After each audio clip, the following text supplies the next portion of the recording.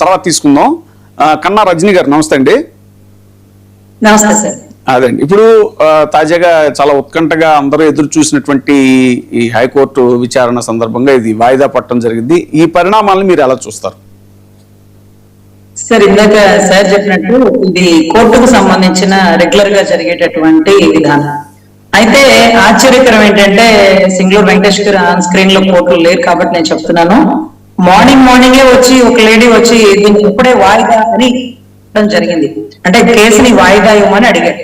గౌరవ జడ్జి గారు చెప్పారు, ఇంత ఇంపార్టెంట్ కేసు రాష్ట్రం అంతా ఉత్కంఠగా చూస్తుంటే వాయిదా ఏంటమ్మా, వాయిదా ఇచ్చేది లేదు, మీ అడ్వకేట్ గారిని రమ్మానండి అన్నారు.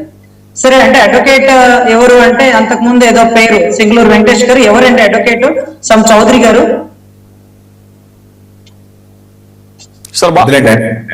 అడ్వకేట్ పేర్లు బయటకు రివీల్ చేయకూడదు, అది ఓపెన్ గా అనౌన్స్ అవుతుంది కదా. సరే ఓకే, ఇప్పుడైతే అడ్వకేట్ గారు అశ్విని కుమార్ గారు చూస్తున్నారు సార్ ఈ కేసుని. సడన్ గా మాకు ఆశ్చర్యం వేసింది, ఈ అడ్వకేట్ నుంచి ఆ అడ్వకేట్ కి కేసు ఎందుకు మారింది అనేది మాకు అర్థం కాలేదు. సరే, ఆ అడ్వకేట్ ఒక పార్టీని రిప్రజెంట్ చేస్తే, ఈ అడ్వకేట్ ఇంకొక పార్టీని రిప్రజెంట్ చేస్తే ఎవరు ఏ కేసు అయినా చేయొచ్చు అనే దాని విధానం ప్రకారం అతనికి ఉండే నాలెడ్జ్ కి ఇతను చేయగలడు అని నమ్ముతాం. బట్ ఇంత ఉత్కంఠమైన కేసుని ఆన్లైన్ లో ఆర్గ్యుమెంట్ చెప్తాను అనడం చాలా అవివేకమేమోనని నేను భావిస్తున్నా. ఆయన ఏమి ఢిల్లీలో లేరు, హైదరాబాద్ లో లేరు. అంటే మాలాంటి వాళ్ళు ఎంతో మంది పెద్ద పెద్ద కాలేజెస్ జూనియర్ పిల్లలు ఈ కేసులో ఏం జరుగుతుంది, జడ్జి గారు ఏమంటారు, పీపీ గారు ఏం చెప్తారు, వీళ్ళు ఏం చెప్తారు అంటూ ఎంతో ఉత్కంఠగా కోర్టుకు వస్తారు. వచ్చినప్పుడు కేసు ఆన్లైన్ లో జరుగుతుంది. అదేంటి ఇంత ఉత్కంఠమైన కేసు ఆన్లైన్ లో జరగడం ఏంటి అంటే ఎవరు పక్కన కూర్చోబెట్టి చెప్పేస్తున్నారు. ఆన్ స్క్రీన్ కి వచ్చి అడ్వకేట్ గారు మాట్లాడాలి కదా, అంటే ఎలా అయినా మాట్లాడొచ్చులేండి. కానీ ఈ కేసులో తల్లిదండ్రులు, కుటుంబ సభ్యులు అందరూ కోర్టు ముందు పడిగాపులు కడుతుంటే గౌరవ అడ్వకేట్ గారు మాత్రం ఆన్లైన్ లో ఆర్గ్యుమెంట్ చెప్తానన్నారట. సరే, అది కూడా మంచిదేనండి. ఆన్లైన్ లో ఆర్గ్యుమెంట్ అయినా, ఆఫ్లైన్ ఆర్గ్యుమెంట్ అయినా ఆర్గ్యుమెంటే కాబట్టి మేము కూడా యాక్సెప్టెడ్. అయితే 11వ నెంబర్ ఐటమ్ వరకు వచ్చి ఇంకా కొంచెం కేసు డ్రాగన్ అయింది. What ever it may be. Judge గారు మాత్రం చాలా నిష్పక్షపాతంగా, ట్రాన్స్పరెంట్ గా ఈ కేసు రాష్ట్రం అంతా ఎదురు చూస్తుంది. అందరూ న్యాయస్థానాలనే నమ్ముతున్నారు.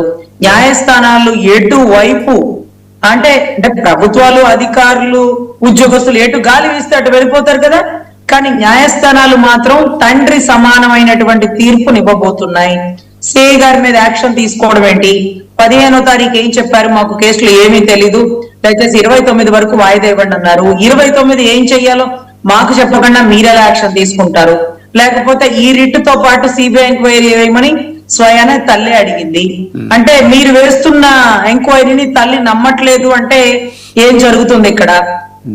సో ఇవన్నీ కూడా 1 by 1 అడగడం జరుగుతుందండి. అందుకనే గౌరవ అడ్వకేట్ గారికి చెప్తున్నాం, ఆన్ స్క్రీన్ మీద మీరు వచ్చి ఆర్గ్యుమెంట్ చెప్పడం, అది మేమందరం వినడం కూడా చాలా ఉత్కంఠగా ఉంటుంది. సో దీన్ని అంత తేలికపాటిగా కొట్టిపడేయకండి. ఇది రాష్ట్ర పరువుతో కూడుకున్న పరిస్థితి. Gade Vijayalakshmi versus state of Andhra Pradesh. రాష్ట్ర ప్రజలందరూ కాదు, తెలుగు రాష్ట్రమే కాదండి, తెలంగాణ రాష్ట్రం కూడా చూస్తున్నారు. ఈవెన్ దో పోలీసులు చూస్తున్నారు. చాలా ఆశ్చర్యంగా ఆ రోజు పనులు మానుకొని లైవ్ లో పోలీసులు కూర్చొని చూస్తున్నారండి. ఎందుకంటే ఎక్కడ చూడలేదు. ఎన్కౌంటర్ అంటే ఒక దాంట్లో కాకపోతే ఒక దాంట్లో అయినా తప్పించుకోవచ్చు. అవతల వాడు మా మీద దాడి చేస్తుంటే ఆ పెను దాడిలో మేము దాడి చేసినాం, ఆ కాలు మీద కాల్చిపోయి చేతి మీద కాల్చిన, ఇవన్నీ కథలు చెప్తారు. కానీ దీంట్లో కథలే లేవు.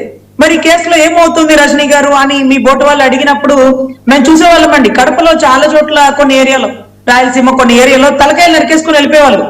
ఏంటి సార్ తలకాయలు నరికేసరికి వెళ్ళిపోయారు, బాగా పౌరుషము చూపించడానిక అంటే కాదట.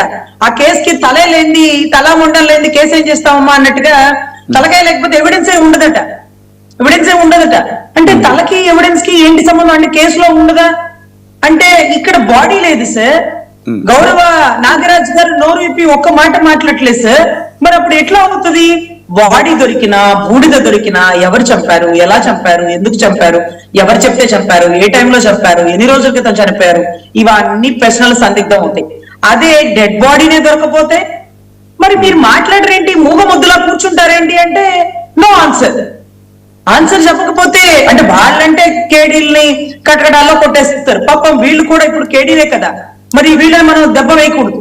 మనం చాలా గౌరవంగా, అయ్యా ఈ ప్రశ్నకి ఆన్సర్ మీకు తెలుసా, లేదు, తెలియదు, మర్చిపోయాను, గుర్తు లేదు, ఇలాంటి ఆన్సర్స్ అదే వాళ్ళ కస్టడీలో ఉండే ముద్దాయిలు చెప్పారనుకోండి, తొక్కి పెట్టి నారదీస్తాం, చేతిలో గీతలు కనపడేమో, కాలు వేలుకు వేలు తీస్తామన్న గౌరవ డిప్యూటీ సీఎం గారి పరిభాషలోనే ఈ పోలీసులు భీమ్లా నాయక్, ఉస్తాద్ భగత్ సింగ్ లాంటివి వినియోగించే ఆ క్రాంతి కుమార్, పేరు పోగు క్రాంతి కుమార్ భయంతో చచ్చిపోయాడు.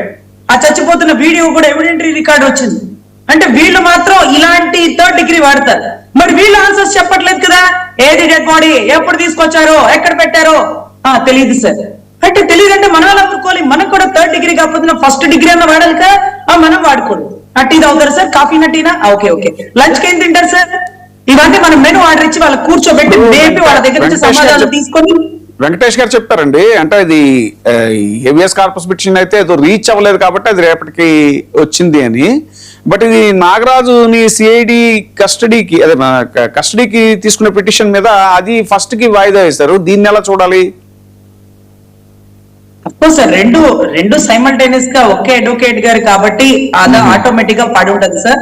1వ తారీఖు అంటే ఆయన జైల్లో భోజనం అది తినలేకపోతున్నారేమో, ఆయన్ని బయటకు తీసుకొచ్చి చక్కగా అతిథి మర్యాదలతో మంచిగా ప్రశ్నలు వేసి మధ్యాహ్నం లంచ్ కి అన్ని ఫెసిలిటీస్ ఇచ్చి. అంటే నా బాధ ఏంటంటే నాగరాజ్ గారిని నేను తప్పను, కానీ నాగరాజ్ గారు నోరు విప్పకపోవడం, అంటే ఒక మేధావి మౌనంగా ఉంటే రాష్ట్రానికి దేశానికి విపత్తు అనే ఒక సామెత ఉంటుందండి.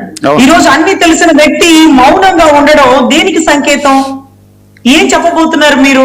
ఎవరిని కాపాడదాం అనుకుంటున్నారు? ఇంత పెద్ద కేసులో మీరు ఒక్కళ్ళు ఇరుక్కుంటారా? అసలు సిఐ ఇరుక్కోవడం ఏంటి? SHOగా ఇన్వెస్టిగేషన్ ఆఫీసర్ ఎవరు ఉంటారు?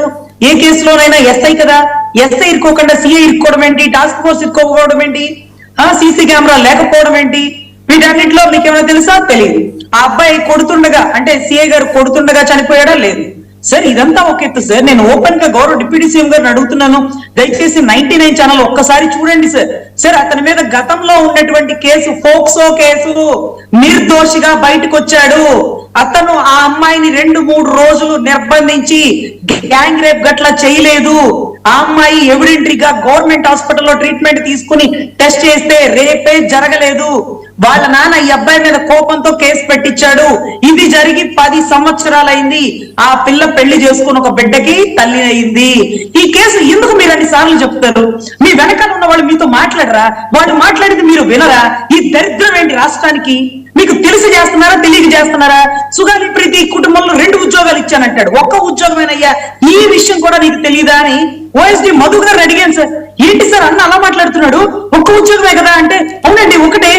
ఆయన ఎందుకు 2 ఉద్యోగాలు ఇచ్చానంటాడు? రజనీ గారు, ఇప్పుడు ఈ కేసు అసలు ఎందుకు జరిగింది అని అంటే, వైరల్ అవుతుంది, సోషల్ మీడియాలో వైరల్ అవుతుంది ఏంటంటే, ఒకటి ఏదో మన ఇది ల్యాండ్ కి సంబంధించిన ఇష్యూ అయి ఉండొచ్చు అని ఒకటి, ఇంకోటి ఏదో గంజాయికి సంబంధించిన ఇష్యూ అని చెప్పేసి ఒకటి, ఇలాగా వైరల్ అవుతున్నాయి న్యూస్.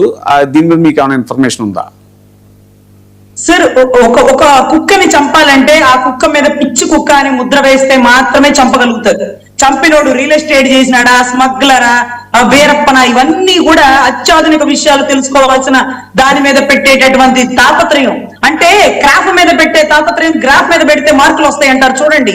ఇవన్నీ చెత్త వదిలేసి వీటి మీద కాన్సన్ట్రేషన్ పెట్టాల్సిన పోలీసులు, అతను ఫోక్సో కేసులో ముద్దాయి, రేప్ కేసులో పేకలు కోసేసినాడు. ఏంటి పిచ్చివాగుడు? అతను ఎంత గొప్ప నేరగాడైనా కసబలాగా కొన్ని 100 మందిని చంపేసిన నేరగాడ నిరూపించే వరకు ఉరిదీయడానికి లేదు. ముద్దాయికి అనుమానితుడికి కూడా తేడా ఉంటది. వాడేవారు పరిభాష, చక్కటి పరిభాష వాడాలి కానీ పేకలు కోసేసినోడికి రేప్ కేసులో ఉన్నాడు ఇలా కాకపోతే ఎలా చేస్తామంటే, అలాంటి భాషని రాజ్యాంగబద్ధ పదవిలో ఉన్న మీరు ప్రోత్సహిస్తుంటే చంపేస్తాము అని మాట్లాడటం కాదు సార్. NHRC మొన్న ఈ CCTV ఫుటేజ్ గురించి అడిగింది కదండి ఈ కేసులో. దాని మీద ఏమన్నా ప్రోగ్రెస్ ఉందా ఏమన్నా? Sir 100% sir. NHRC అనేది సిట్ కంటే, CID కంటే, గౌరవ CBI కంటే చాలా గొప్పగా పనిచేస్తుంది సార్. నేను తెలంగాణలో దిశ ఎన్కౌంటర్ లో వర్క్ చేస్తున్నప్పుడు ఆ కేసులో ఆ రాష్ట్రంలో, అంటే తెలంగాణ రాష్ట్రంలో CBI ఎవరు అడగల, సిట్ ఆ రాష్ట్ర ముఖ్యమంత్రి వేయల.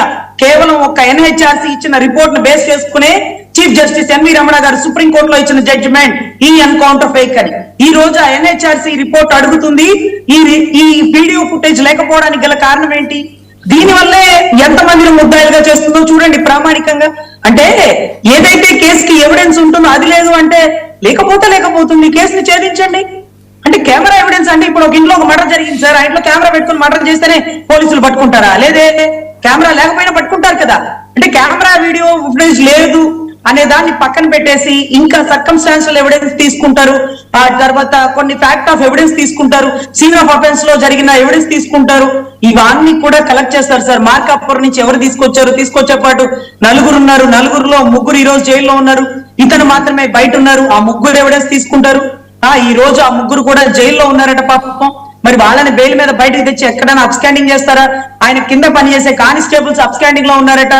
మరి సార్ ఇక్కడ ఏం జరిగినా కానీ ఎన్హెచ్ఆర్సీ చాలా స్ట్రిక్ట్ గా పనిచేస్తుంది. నేను గతంలో చేసినప్పుడు కార్తికేయ ఐపీఎస్ అని మన రాజీవ్ గాంధీ గారి మర్డర్ కేసులో ఉన్నటువంటి ఐపీఎస్ అధికారులు ఉన్నారు సార్. సో నేనైతే నమ్ముతున్నాను సార్, సంవత్సరాలు సాగదీయకుండా దీంట్లో అంతిమ తీర్పు ఒక ఎన్హెచ్ఆర్సీ మీద, మేము నమ్ముకున్న న్యాయస్థానాల మీద, న్యాయమూర్తి మీద మాకు నమ్మకం ఉంది కాబట్టి చిత్తశుద్ధిగా ఆన్లైన్ ఆర్గ్యుమెంట్ కు ఒప్పుకోవాలి, ఆయన వాయిదా వేయడానికి ఒప్పుకోవాలి. చాలా స్ట్రిక్ట్ గా ఆన్ స్క్రీన్ లో ఆర్గ్యుమెంట్ జరగాల్సిందే. రాష్ట్ర ప్రజలు గమనిస్తున్నారు ఈ కేసులో ఏం జరుగుతుంది. అంతిమంగా మేము వ్యవస్థలను నమ్మలేకపోతున్నాం సార్. ఎగ్జిక్యూటివ్, లెజిస్లేటరీ రెండు కుమ్మక్కైపోయింది. ఇప్పుడు కేవలం ఒక జుడిషియరీ మాత్రమే నమ్ముతుంది ఈ రాష్ట్ర ప్రజలు. సో న్యాయస్థానాలు చాలా చిత్తశుద్ధిగా పనిచేస్తాయని భావిస్తున్నాం సార్. ఒక్క నిమిషం వెంకటేష్ గారు, ఇప్పుడు తాజాగా అంబటి రాంబాబు గారు సిట్ చీఫ్ ఐజీ ఎం రవిప్రకాష్ కి అంబటి రాంబాబు గారు ఒక లేఖ